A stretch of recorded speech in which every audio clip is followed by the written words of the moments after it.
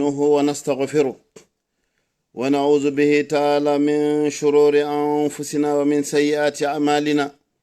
من يهده الله فلا مضل له ومن يضلل فلا هادي له وأشهد أن لا إله إلا الله وحده لا شريك له جل عن السبيه والمثيل والند والنذير وأشهد أن محمدا عبده ورسوله ومصطفاه وحبيبه أرسله ربه رحمة للعالمين وهجة على العباد أجمعين فهدى الله تعالى به من الجهالة وبصر به من الضلالة فجزاه الله عنا وعن الإسلام خير الجزاء اللهم صل وسلم وبارك على سيدنا محمد وعلى آله وأصحابه أجمعين يا رب صل على النبي محمد ما صبحت فوق السماء الأنجم ما مر خد الأقوان على الندى ما هام حوله ما هرامك مسلم عباد الله يقول الله جل وعلا في محكم تنزيله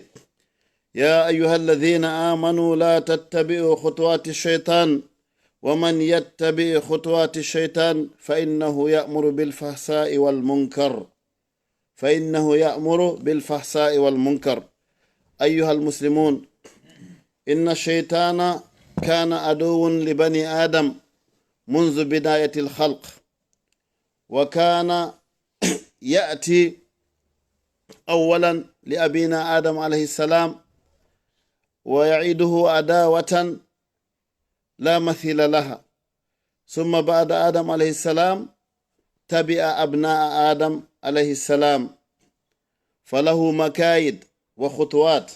الله جل وعلا نهانا أن نتبعه وأن نتبع خطواته فمن مداخل الشيطان لبني الإنسان أيها الإخوة المؤمنون أولا الغضب ويتولد منها العجب والكبر ثم ثانيا الشهوة ويتولد من الشهوة الحرص والبغل ثم ثالثا الهوى ويتولد منه الكفر والبدعة نعم أيها الإخوة المؤمنون فإذا اجتمعت هذه الستة تولد منها سابع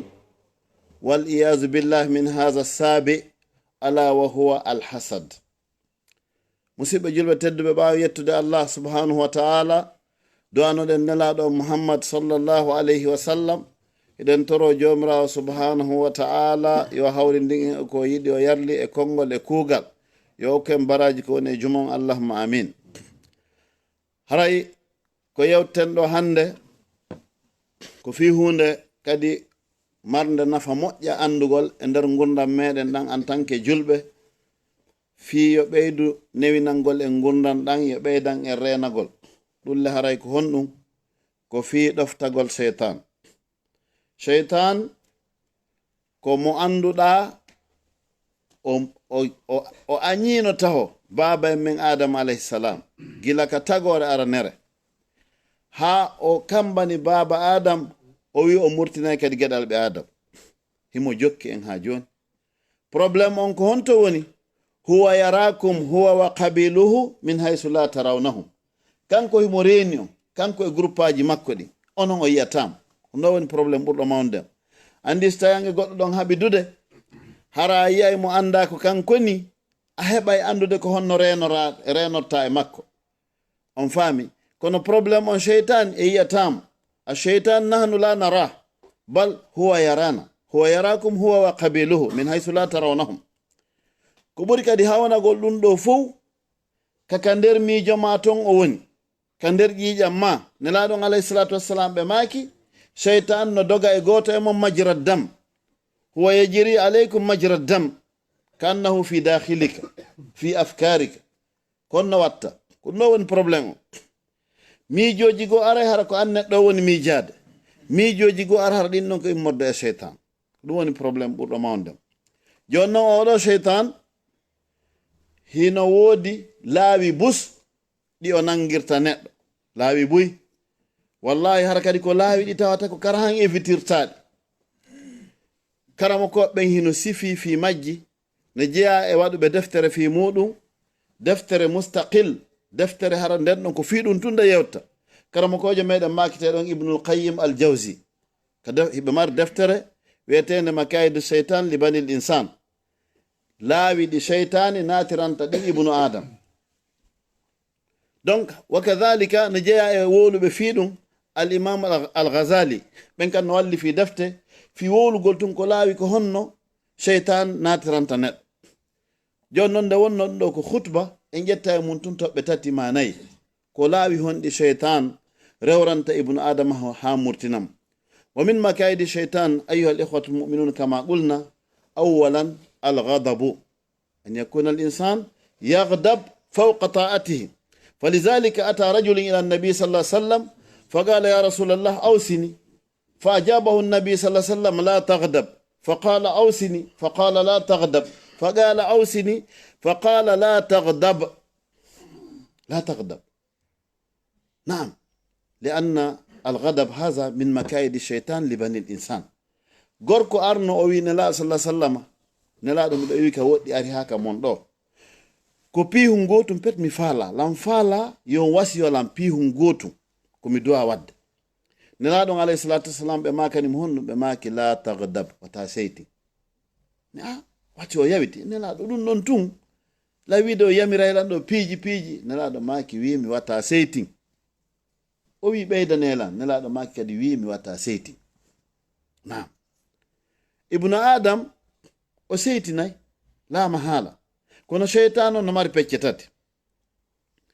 cheytingol normal ko goɗɗo waɗete mettamo iwa ɗum na probléme, ɗum alda bakkato. seytingol sabu allah no yedda sifa ko nelaɗo seytinayno kon ɗon andi ñande goo debbo goo wujjuno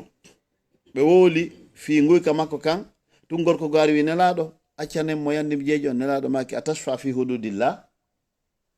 a intervena e keeri allah ɗin fa innama ahlaka man qablakum,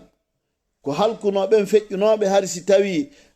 mana marɗo feere wujji ɓe accana on ɗon. siko tawi ko aden faible ma miskino on ɗon ɓe nangam ɓe seytini. sifa on cheytan ɗon kadi hina on ɗon hulɓini. comme mon cheytan hulɓini ɗon ko cheytan wonduɗo e hen e ngaygu tawa a marana on tigi no wawi onde 10 ans hara iwade, ko oɗo cheytan on hulɓini. ko o noon nelaɗo yamiri oya ɓe maki yo accu la tagdab, ta seytin few.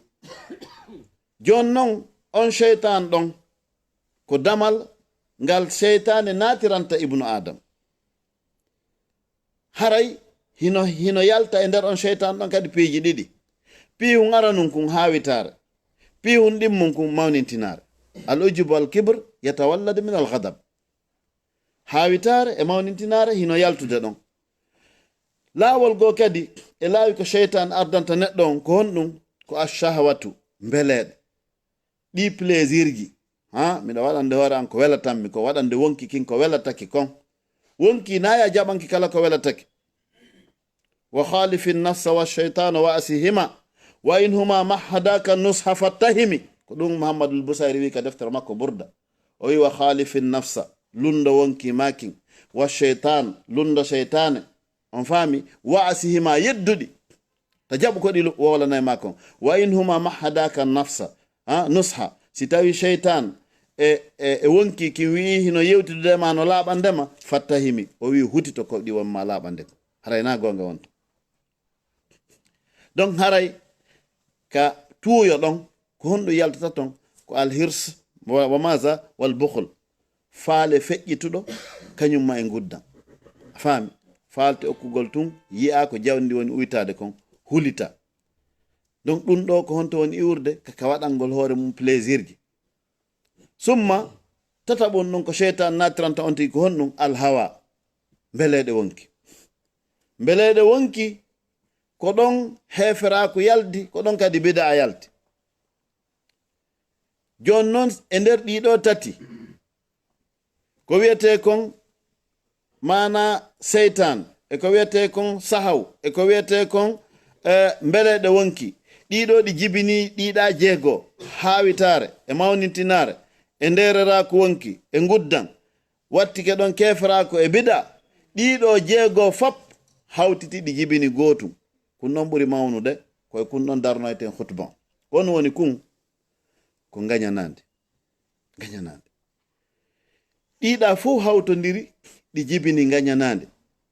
tawallada min hadihi sitta alhasad falihaza alhasad haza ختم الله جل وعلا به كل شرور بني آدم فقال ومن شر حاسد إذا حسد ɗiɗo jeego fuu e ko wana e majji e bone kala ko neɗɗo watta Allah fermiri ɗum ɗon boneji ibnu adama ɗin tellement ko tawi ndi gañanan ɗo no mawni o wi kanko jomirawo subhanahu wa taala wa min sharri hasidin nelaɗoyo moolo bone gaño iza hasada so feññini gaño ko ɗon direct tun on ɗon ndingañanan ɗon Allah ari wi nelaɗon yo moolo direct luttuɗɗin fuu ko nelaɗo makanta hoore mum allahumma inni a'udhu bika min al ajazi wal kasali wal bughdi etc. ɗum ɗo ko Allah wi moolo hasidin gaño iza hasad so feññini ngaygu so on tigi feññini ngaygu moolomo ndaare ɗo iblis alayhi lanatullah o ari ka firaun o wi konkon firaun wimo man anta o wi ɓanganilan ko wiɗa konko a reweteɗo ko fenade on andi firaun wino ma alimtu lakum min ilahin gayri mi andana o reweteɗo siwanami o wimo mi andi ko fenade fi honno mi wi konkon siko a reweteɗo harayno ɗa andi ko homboni ka bafal naam o wi miɗo ari landagol ma ɗo landal o wi bisimilla o wi miɗo faala andugol ko hombo ɓuri bonde idi an e min faala andugol ko hombo ɓuri bonde idi an fir'auna e min iblis naam faala andude on tuma o yawimo ko ɓuri bonde e tagorne fap ɓuri en enen ɗo ɗiɗo bonde ko aaden gañano aade wonɗo jon hasad aade gañanade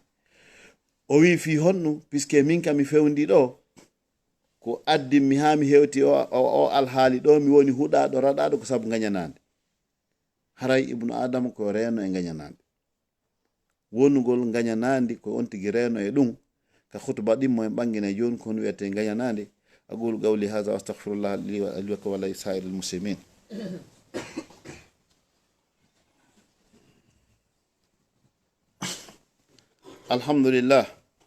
الحمد لله على إحسانه والشكر له على توفيقه وامتنانه وأشهد أن لا إله إلا الله وحده لا شريك له تعظيما لشانه وأشهد أن محمدا عبده ورسوله الداعي إلى رضوانه صلى الله عليه وعلى آله وأصحابه وخلانه أما بعد أيها الإخوة المؤمنون فعلى كل منا أن يتعوذ بالله من الشيطان صباحا ومساء وعلى كل منا أن نتعلم كيف نتجنب خطوات الشيطان ومكايده فإنه عدو لبني آدم عدو لبني الإنسان منذ بداية الخلق فهو اللعين فهو الرجيم haray musidɓe julɓe tedduɓe oɗo sheytan mo wiɗen neɗɗo on hino duwa molagol e makko bimbe kikiɗe yilti e hoore ɗum neɗɗo on anda laawi ɗi wiɗen ɗin ɗo sheytan natirana e neɗɗo hiɗi ɗuuɗi wiɗen no jeeya e mum beele ɗo wonki e tikkere e shahaw hino heɓo e nder ɗin ɗon kadi goɗɗi goo ha wolɗen ɗo fi alhasad gañanade joni no musidɓe julɓe tedduɓe kon wiyete gañanade ɓe wi alhasad huwa tamanni zawalu ni'matil khayr ko yalagol nema ko Allah nemini goɗɗo kon yo iw an hetta ya akhi sa yi Allah neminiri goɗɗo jawde walla neminirimo gandal walla neminirimo ngari walla neminirimo cellal walla neminirimo dendangal ko nemaji ko Allah neminta neɗɗo kon ya akhi toro Allah nemin ɗomo yo nemine toro Allah ko nawata wonu wi'a a wona e contre oɗo wona e gusugol mo haɓɓitoɗa a jattay ko Allah jonnimo ko haray ko contre Allah wonɗa ya akhi no woodi ko Allah jonni woɓɓe men ɗo o jonnaɓe bi hikmatihi hunaka ashiya a'taha Allahu li hadha al-'abd wa lam yu'ti li hadha فلا بد بأن نقبل هذا بدون أن يكون هناك جدال ولا نقاش. الحسد هو تمني زوال نعمة الخير. ونقول أنيان كبونتون أدنايما إنينسي وورغول ها ما يهرا يالله والله no wodi wobbe sago mabbe be hebi peewo nyande be yikaari o do mo be anyi fi makko nyande yehi haba mansuran ko nden nyande be hebata jang jonno hara Allah no muy beydugol mo tun andi ben don hebata jang ko non be wurita habe may go hulbini ya fejiti wobbe hara hibe visi goddo hibe desidi ko nyande on do yani fi makko muti ma muli wo ma o hebi albala wo ko nden nyande be wonta e jang na fiisi be hebi de ma dum ma finabe ben don non yo be andu ko kambe Allah mari di komba dey sabu Allah mo miji beydu de on beydaymo no waywa ko abdullah ibn ubayy wonno contre nelado dare do nganya nandi dey abdullah ibn ubayy odo de nelado alayhi salatu wassalam seni madina hari no programme fi yo lammine gori din fo ay nelado yaltiti l'islam hebi dole tay hande kadi alaka o lammine ko nelado woni landon woni chef bata woni fo o tawi o mara lawol go sina yo tawtu nelado kono o tawti e hoore ngaygo hen himoanyi nelado dum Allah yeto nelado toujours fi makko idha ja'aka al munafiqun qalu nashhadu innaka la rasulullah wallahu ya'lam innaka la rasul wallahu yashhadu innal munafiqina lakathibun sinafiki be ngari abdullah ibn ubayy wonde mumben amenen kadi go men andi ko nelado lawi yeto be ha Allah no andi ko anelado himo seedi non ko be walta kon ko fenan ben no heewi surtout en ngol leñol do ya Allah subhanahu wa ta'ala yaafo en kono no hulbini dey julgol ngol hide wakkili wallahi jangugol hajjugol masha Allah kono jikkuji moƴƴi din selugol ngaygu selugol hen andugol honno wuri dirte anda ko Allah okki odo kon ko Allah okkimo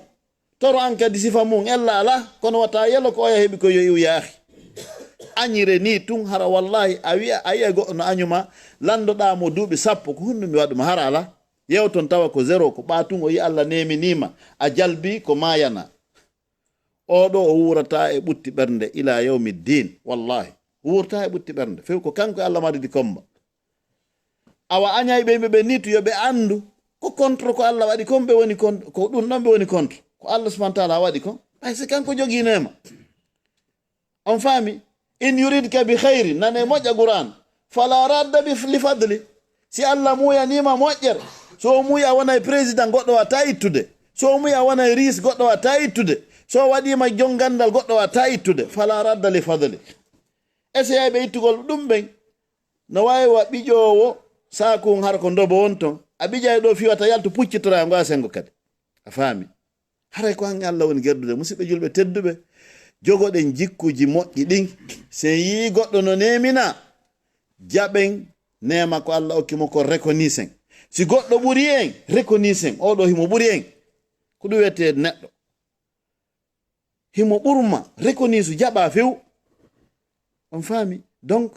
wongol don e anyugol don gerto Allah ko ya wono ha mone ware qul mutu bi ghaizikum ama mayde tikkere mon den kono ko Allah wadi ko iwata mutu bi ghaizikum mayde tikkere mon den kono ko Allah wadi ko iwata ko ni Allah muuyiri haray ko ma jaben dum accen dinganya nandi accen doftagol shaytan si goddo burima hara o burima ya akhi yo Allah no wado en buray be yimbe be lahara naam haray ko dum do woni ko waso dirten no wodno tobbere sakkitorore kono tawde waqton bitti en dum haray en daroto do inshallah taala ren toro Allah yo hawrindin en e gonga e ko yidi o yarli yo hawrindin en e sawab haray alaji Sulaiman lato en be holli haray be hebi fatunde nane do den toro Allah subhanahu wa ta'ala Allah yafu ben fatibe do yallo be nada be aljanna wa kadhalika haray bandira men kad no deyga ardo silmugol si en gayni do julugol gol mubasharatan e longina mo shahadaw wobbe nayo silmine henya fi en juldo e makko batun o ardi annu yen ko juldo ari do ko juldo ari o longinaka annu on tabiti ko do wasi hadith innamal a'malu binniyat hino tabiti inshallah no gayni den julgol en watti e soke mabben kisan yo be longinan en mo kalimatu shahada haray juulen den tori Allah subhanahu wa ta'ala Allah tabintimmo so naati l'islam yo allah waɗmo julɗo fewɗo julɗo moƴƴo enen ɗo kadi yo allah huuro en ko yiɗi o yarli summa akhiran haray inchallah ɗon andi hare meɗen dogude fi hajju on haray allah laati ni kaydiji ɗin fopp heɓike visa ji ɗin fopp heɓike haray e nder groupe amen on ɗo 300 e yimɓe ɗiɗo haray 150 jeɗɗon fof ko pullo Fuuta haray ɗum ko yettude allah donc haray ko lutti kon ko sénégalais e wayitayɓe noon donc haray fopp réguli ko yettude allah haray yawgol ngol no woni prévu le 27 bi hawlillah et le 28 groupe aji ɗiɗi jani woni ko senduɗenɓe haɗa en tori allah subahana taala yo allah jaɓanɓe hajjuji ɗin yo allah subahana taala naɓo kala fokkintimɓe ɓen fof naɓa fof hajjuno e jaam si jaɓama kadi o mara baraji ɗin hara cheytani yiyataɗi sakko ɗi bona allahumma la tufarriqna huna illa bi dhanbi maghfur wa amalin wa sa'in mutaqabbalin mabrur wa tijaratan lan tabura innaka ala kulli shay'in qadir اللهم آت نفوسنا تقواها وزكها أنت خير من زكاها أنت وليها مولاها وإنا على ذكرك وشكرك وحسن عبادتك ربنا ظلمنا أنفسنا وإن لم تغفر لنا وترحمنا لنكونن من الخاسرين سبحان ربك رب العزة عما يصفون وسلام على المرسلين والحمد لله رب العالمين